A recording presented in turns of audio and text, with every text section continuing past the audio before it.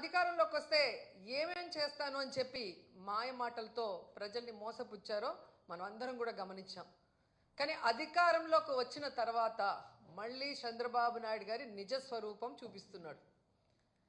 ఈరోజు రైతుల్ని మోసం చేశాడు, మహిళల్ని మోసం చేశాడు, పిల్లల తల్లిదండ్రుల్ని మోసం చేశారు, అన్ని రకాలుగా అందరినీ మోసం చేసి ఈరోజు ఆ మోసం గురించి ప్రజలు డిస్కషన్ పెడితే దాంట్లో నుంచి బయటకి ప్రజల్ని తీసుకురావడం కోసం డైవర్షన్ పాలిటిక్స్ చేస్తున్నారు. ఎంత దురదృష్టం అంటే ఈ కూటమి ప్రభుత్వం అధికారంలోకి వచ్చాక ప్రజల ఆరోగ్యాన్ని గాలికి వదిలేశారు. ఆరోగ్యశ్రీని ఏ విధంగా నిధులు ఇవ్వకుండా పొమ్మనకుండా పొగబెట్టినట్టు ఈరోజు హాస్పిటల్స్ ఆరోగ్యశ్రీ కింద చేయడానికి సుముఖంగా లేకుండా చేసింది ఈ ప్రభుత్వం కాదా?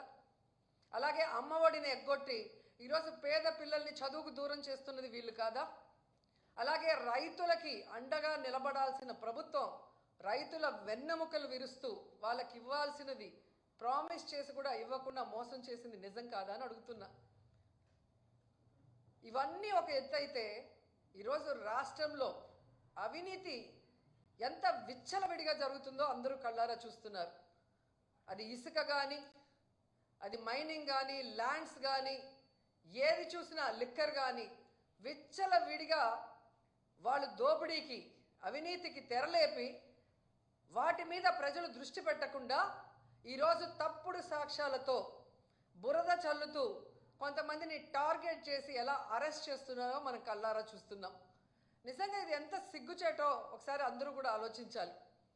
ఈరోజు ఇంటెలిజెన్స్ చీఫ్గా పనిచేసిన పిఎస్ఆర్ ఆంజనేయులు గారిని అరెస్ట్ చేసి తీసుకురావడం చూస్తుంటే డైవర్షన్ డర్టీ పాలిటిక్స్కి పరాకాష్ట. అంటే ఈ కూటమి ప్రభుత్వం ఎంత దిగజారిపోయిందో ఇక్కడ స్పష్టంగా అర్థమవుతుంది. పోలీసులు గుర్తుపెట్టుకోవాలి, ఈరోజు లోకేష్ చంద్రబాబు నాయుడు మాటలు విని రెడ్ బుక్ రాజ్యాంగాన్ని అమలు చేస్తున్న పోలీస్ ఆఫీసర్సు ఇది మీరు అర్థం చేసుకోవాలి. తప్పు చేయని ఆంజనేయులు గారిని ఈ విధంగా అరెస్ట్ చేసి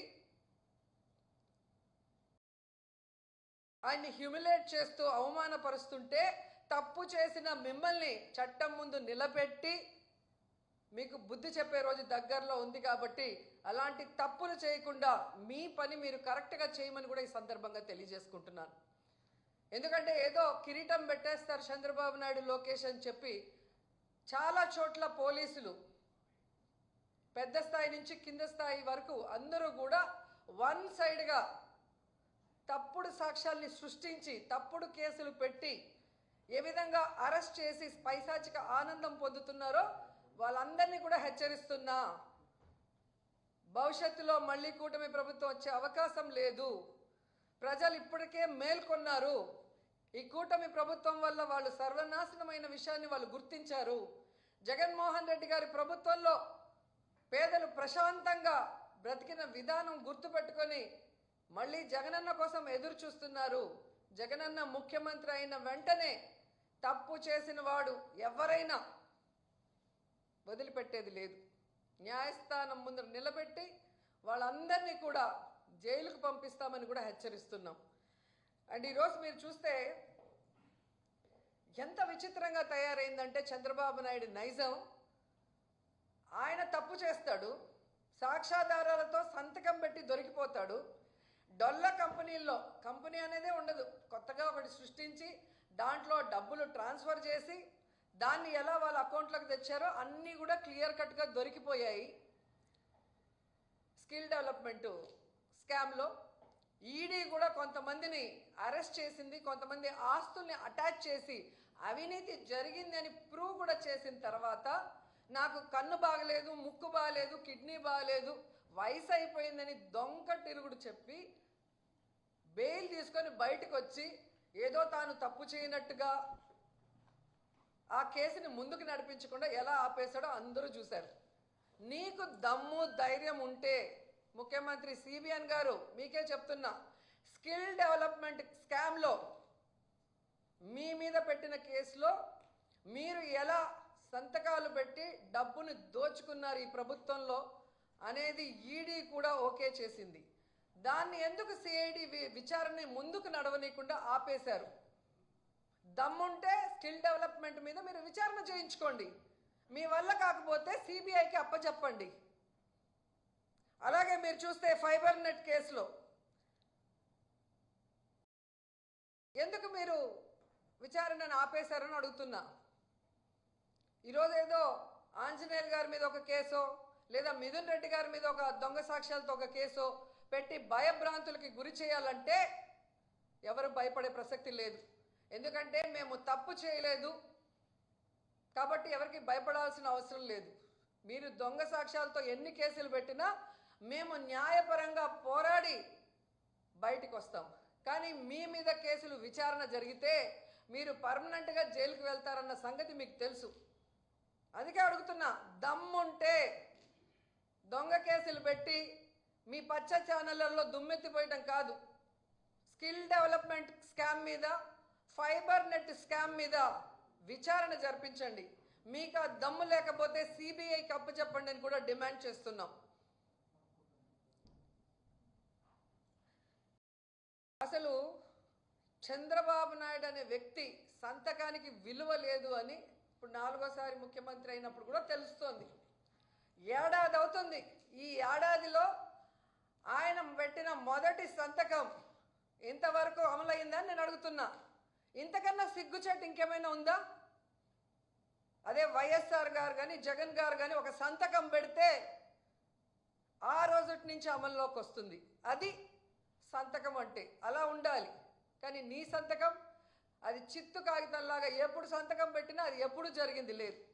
అండ్ అధికారంలోకి వచ్చిన మీరు జూన్ నుండే నిరుద్యోగ భృతి ఇస్తాము, తల్లికి వందనం ఇస్తాము, అన్నదాత సుఖీభవ ఇస్తాము, ఆడబిడ్డ నిధి ఇస్తాము, ఫ్రీ బస్ ఇస్తాము అని చెప్పారు. బాండ్లు ఇచ్చారు.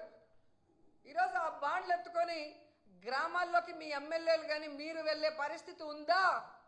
పరకలతో కొడతారు, చెప్పులతో కొడతారు. ఆ భయం మీకు ఉంది కాబట్టే ప్రజల్లోకి వెళ్ళలేక, వాటి మీద ఏమీ చెప్పుకోలేక ఈ విధంగా డైవర్షన్ డర్టీ పాలిటిక్స్తో ఎలా ఎవరి మీద తప్పుడు కేసులు పెట్టి దాని మీద మీ పచ్చ ఛానళ్లలో రౌండ్ టేబుల్ డిస్కషన్లు పెట్టి మీ పచ్చ నాయకులతో విశ్లేషకులుగా ఏ విధంగా విషయాన్ని చిమ్ముతున్నారో ఈ రాష్ట్ర ప్రజలకి ఏడాది కాలంలోనే అర్థమైపోయింది. మీరు చెప్పే అబద్ధాలను ఇంకా నమ్మే పరిస్థితిలో ఈ రాష్ట్ర ప్రజలు లేరు అన్న విషయం చంద్రబాబు నాయుడు తెలుసుకోవాలి.